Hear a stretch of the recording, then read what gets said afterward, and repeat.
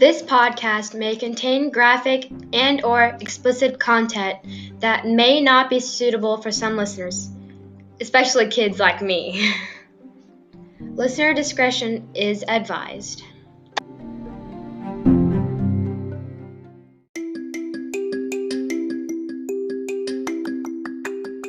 You're listening to the Real Life Podcast, brought to you by the Thin Blue Line for Women. In this podcast, we open up and talk about real life issues as they relate to first responders. It's raw, it's real, and it's about time. I'm Tamara, your host. Thanks for joining me.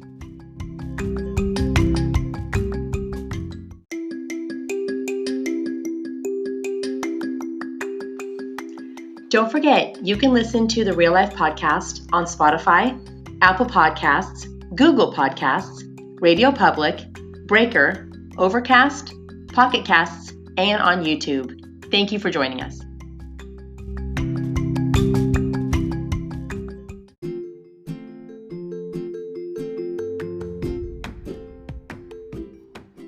Are you looking for Thin Blue Line gear?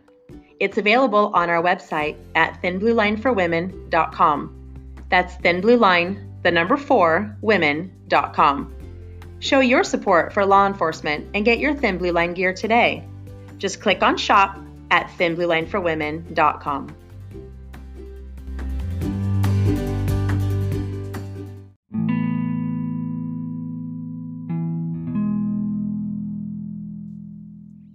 There is so much more to a police officer's badge, to any badge, that all first responders wear.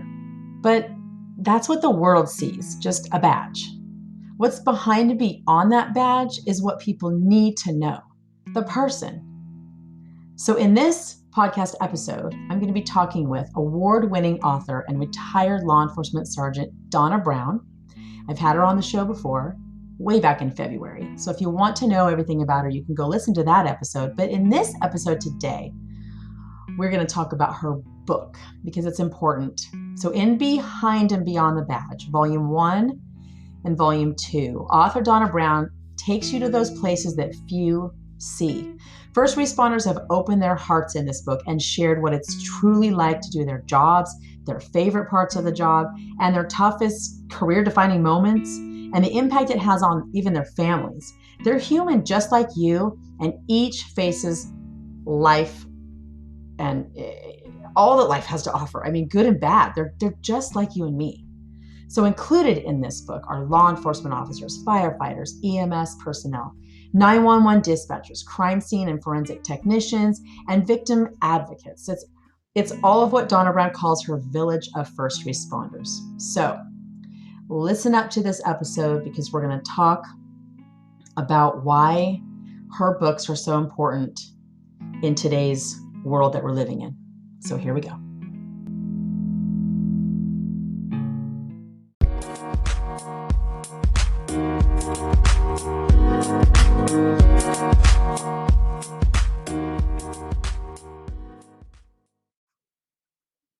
Welcome, everyone, to the Real Life Podcast. And I'd like to welcome back a special guest, award-winning author and retired law enforcement sergeant, Donna Brown. How are you today? I'm great. Thanks for having me. How are you?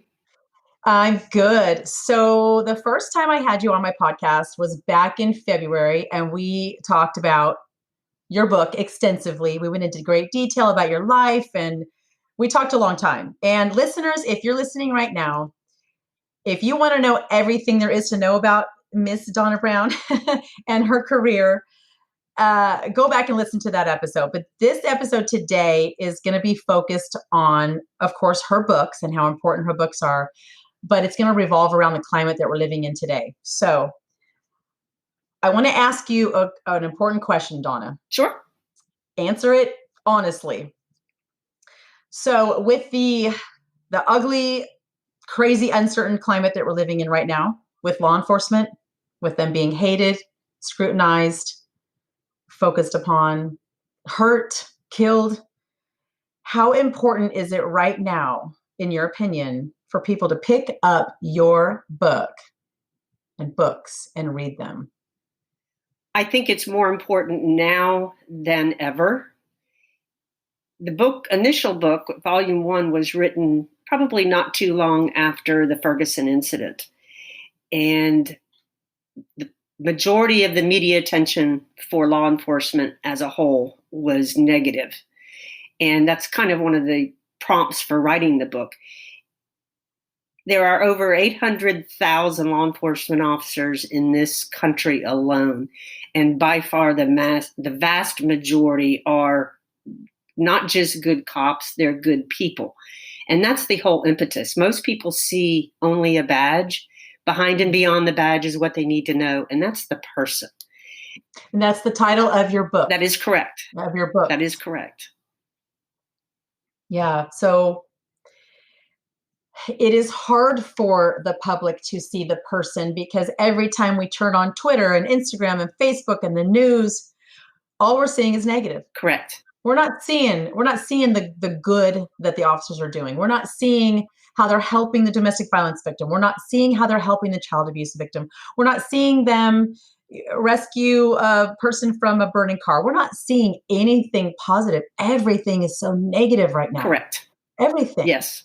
Yes. So then what do we do? I mean, how do we get our story out? How do we get your stories out from volume 1 and volume 2? And how do we convince the public that not every police officer is like this?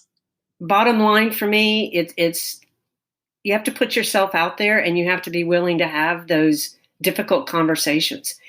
I've recently been on some webinars with that was talking about police relations and brutality. And there were some tough questions, but at the end, there was some amazing conversation.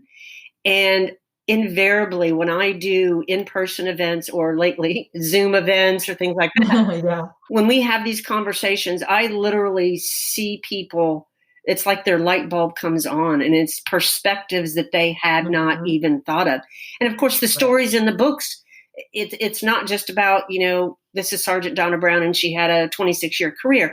It's all these people truly opened up their heart, and it's about the difficult parts of the job, the fun parts, the effect the job can have on their families. And those, I believe, are truly the stories that need to get out there. And I know you've read volume 2, and one specific story in there, Sergeant Scott Angulo. His story amplifies the effect it can have on the people doing the job and on their families. And if anybody reads any one story, it's his to read. And that's in volume 2. That's in volume 2, correct. Yes. Okay. But the conversations need to be had. And I think, real quick, as a profession, I think we've been closed off to, I don't want to talk about it because people won't understand. But my thought process is, if we don't talk about it, they can't understand. Exactly. So I'm willing to have those conversations. And like I said, I've been blessed to have a lot of them. Right. Now, I want to point something out. I want to point out a difference in my book and your books, because I did have somebody on Twitter the other day that ordered your book and was scared to read it. Do you remember that? I do. I saw that. Yes. And I thought, well, I wonder why she's so scared to read it. But I think she read my book, and mine's filled with 11 crime scenes that are so detailed and just absolutely disgusting. And so she was probably afraid to read yours. So tell everyone what your books actually entail. I mean, go deeper and let them know what they're going to read. Just give an example. Well, I'll give you an example with Scott's story that I just mentioned. Okay. Scott was off duty, preparing to work an FSU home football game here in my hometown. And his son said, "Dad, I just saw a bunch of cop cars and heard sirens drive by the house." Scott then heard gunshots. So off duty, he puts his family in a bathroom, his wife, his 3 children.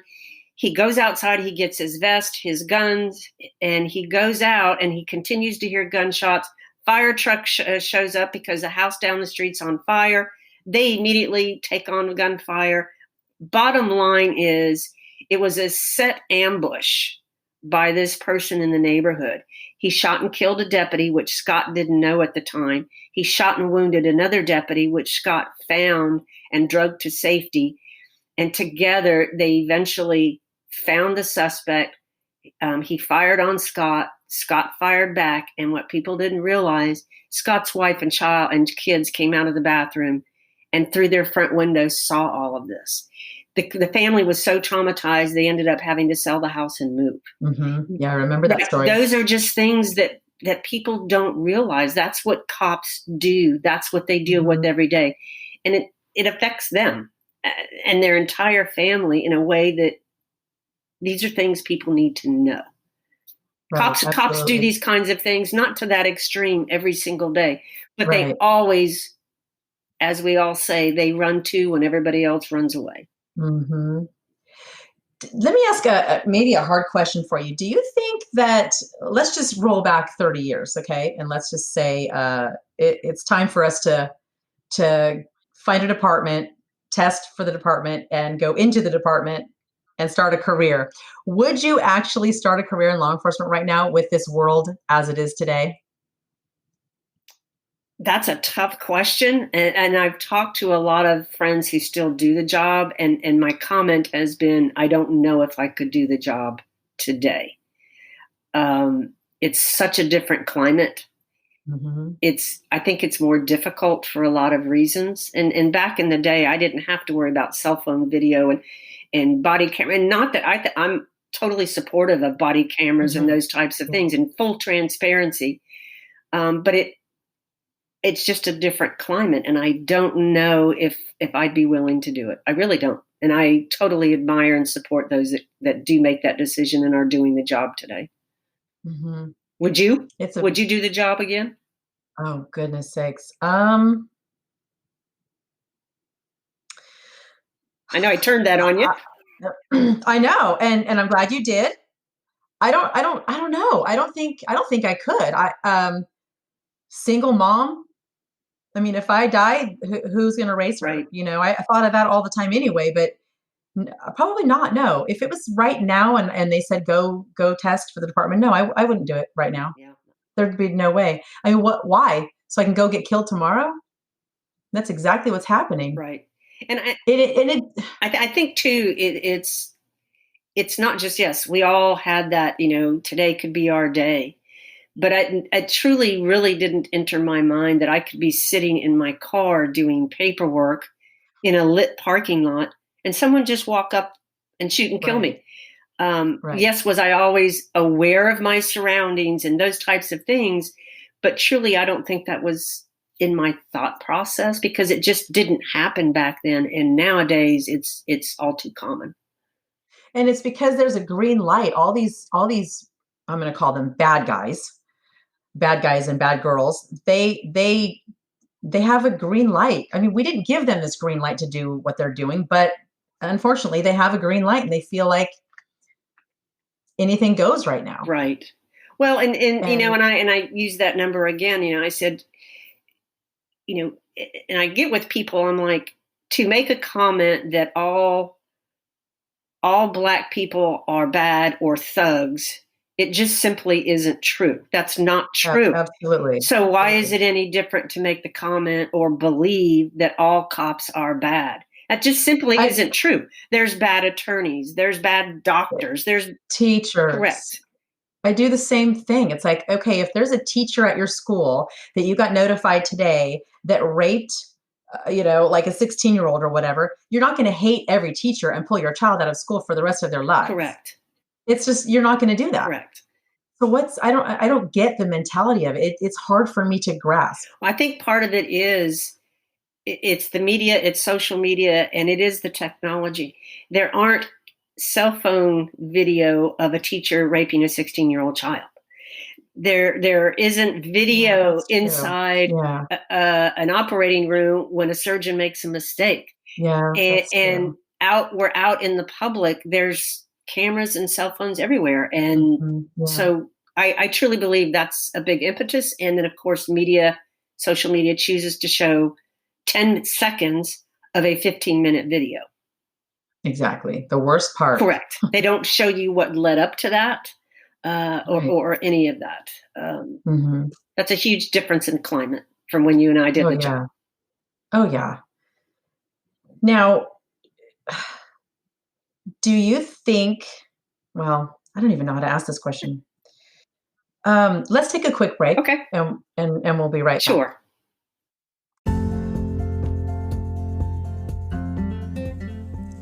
If you haven't heard about Anchor, it's the easiest way to make a podcast. Let me explain. First of all, it's free. And there's creation tools that allow you to record and edit your podcast right from your phone or computer. Anchor will distribute your podcast for you so it can be heard on Spotify, Apple Podcasts, Google, and many more. You can make money from your podcast with no minimum listenership. It's everything you need to make a podcast all in one place. Download the free Anchor app today or go to anchor.fm to get started. That's anchor.fm.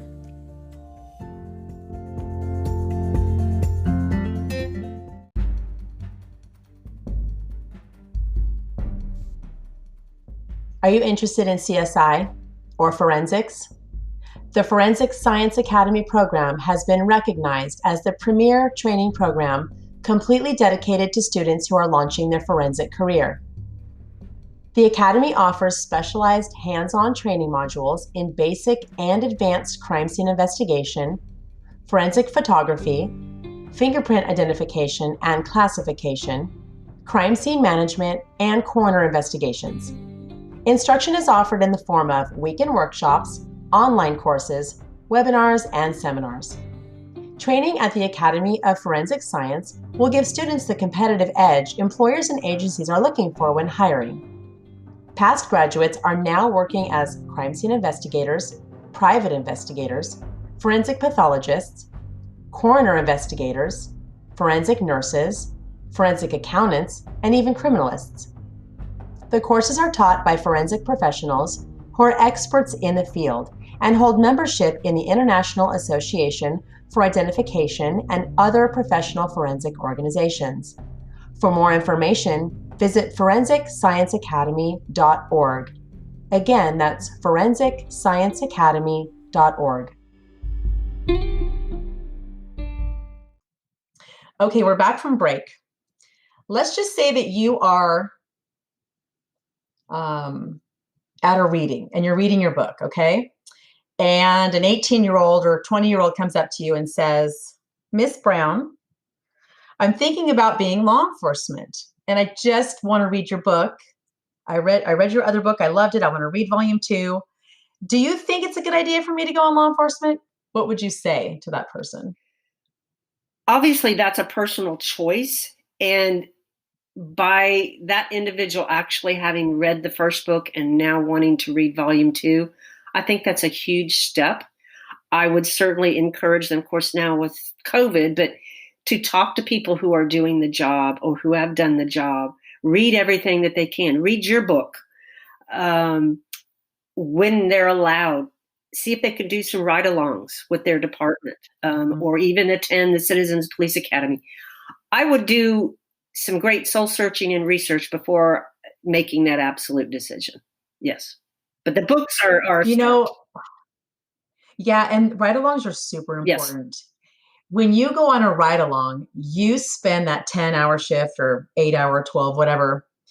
You'll know by the time you're finished with that shift, with that ride-along, if you are meant to do that job and if you want to do that And I job. encourage people, because sometimes like business people, they'll go do a day shift ride-along. And as you know, each shift is different. I encourage them. I said, I know it's time consuming. I said, but I encourage you to ride the day shift, the afternoon or evening shift, and the midnight shift. You'll see your community in a whole different light. Oh yeah. You'll see. Yeah. I'll be nice. Yes. It'll be a completely different, culture. Yes. It's a different viewpoint. I remember telling this to some of my non-cop friends at home back in Sacramento, California. I would always say, you live in such a bad neighborhood. Can you move or maybe just get some better locks or get an alarm or whatever? And they would say, what are you talking about? My neighborhood's great. And I said, but no, I'm telling you, I went to your street like 3 times last week. No, you don't live in a good neighborhood. And they just have this filter, over their eyes, and everyone in the daytime thinks that they're living in this great neighborhood. But no, that song, The Freaks Come Out at Night. They do. It's people don't, and even in the daytime, Yes. I mean, things Yes, they do. happen and they're at work, so they're not seeing it, or they just turn a blind eye. They don't want to believe it. But now, yeah, today our world is so different than even last Yes. year. I mean, it's so crazy. And I don't watch the news. I get on Twitter and Facebook, and I post what I need to post, and I scroll through things, and that's how I see some things that are happening. But I cannot sit and watch I the don't news. anymore. I cannot sit and read full stories of things. I just can't do it. I don't anymore unless someone sends me a particular article, and it may be what they like the one I sent you today, which I Yeah. read, or something that's in a national publication that I don't have access to, or whatever.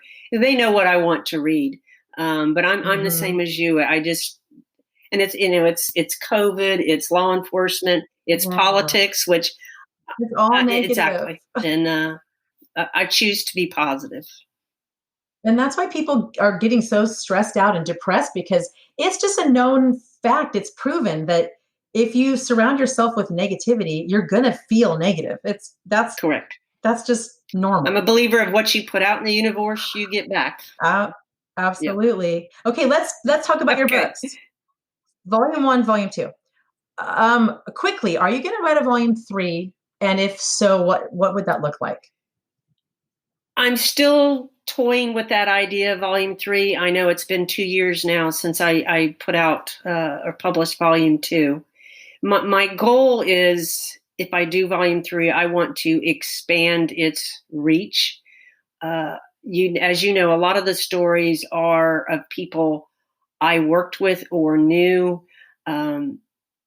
Many are close to my community. Some are not. They're a little bit around. I want to expand it, and I've made some great contacts with people from other agencies around the country who have some amazing stories, and that will probably be the difference. The premise of the books will be the same, but these stories are really amazing, deep, and some just great stories to tell, and that would be the goal of Volume 3. Can you give us a little insight onto who you would be featuring? Or no, you want to keep? Well, no. I mean, I have some people in mind, and you and I have talked. I think you have an incredible story, and you worked for a larger department out in California, which I think that's a viewpoint people need to know about. What you did for most of your career with crime scene. And, I've included in my books forensic people, but they were all civilian. And I think you bring a different perspective to it, having been a sworn officer. So I'd like to tell your story. I think most people know it, but we would actually get nitty and gritty with it. And there's some other people that I think other people would recognize that have kind of given me the green light that, yes, they'd be willing to do it. So, yeah, I'm more than likely going to do it. It just may not be until more than likely won't be till next year, the end of next year. Okay. All right. Okay. Well, thank you for being on. Tell everyone the titles of your book again and where they can find them. But also, really quickly, I am selling your books on my website. So everyone listening out there, if you get on thinbluelineforwomen.com, go in the shop, look under autographed books, you can find Donna Brown's Volume 1 and Volume 2, and I'm selling them. They've been autographed by her. She's got a little bookmark in there, and I will be sending that to you if you order from my shop. Those are the autographed ones.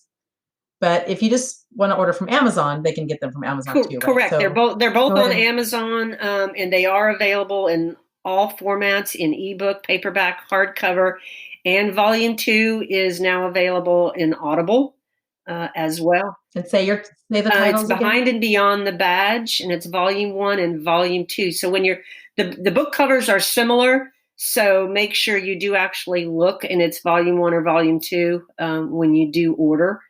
And same with Audible. It's the same book cover, so it's easily recognized. But some of my local bookstores carry it. If you have a favorite local bookstore, I'm sure they're not carrying it, but you could order it through them. You want to give them the business, or Barnes and Nobles or anything, but Amazon's the primary carrier of it. Okay. Yeah, and I have some copies as well. So again, if you want an autographed copy, you can get them from me, from Thin Blue Line for Women and go in the shop. Awesome. Thank you so much for joining me today. I really appreciate it. Thanks for having me. I always enjoy talking with you. Of course. So everyone, go buy her book. It's almost Christmas time. I know you know someone that can benefit from this book. Even you will benefit from this book. So go out and get it. Behind and Beyond the Badge. Volume 1 and Volume 2, yes. And I'd encourage it when you brought up the holidays. I encourage, if you know someone who's thinking about going into law enforcement or as a first responder, a young person, even a family member. If you have a family member who's a first responder, it's a good book for you to read. I think it'll open up your eyes as well. Yeah. And of course, if you're not a fan of law enforcement, somebody who's not a fan of law enforcement, I think it's a good read. I think it'll open their eyes as well. I do too. Yeah, because they need to see what happens behind the badge. And that's a human being, correct, that's going out there every day to protect you and me. First and foremost, that's what's behind the badge. Absolutely. Thank you, Donna. I super appreciate your time. Thanks for having me. Take care. Absolutely.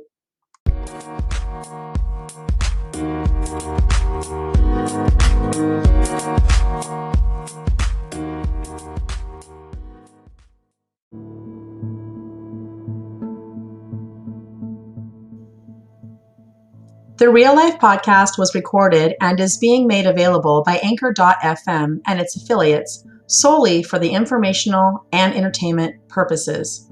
The information, statements, comments, views, and opinions provided and/or expressed on the Real Life podcast are entirely those of the host, guests, and callers, and are responsible for all show content and do not necessarily reflect the opinions of the agencies and communities that the guests may serve.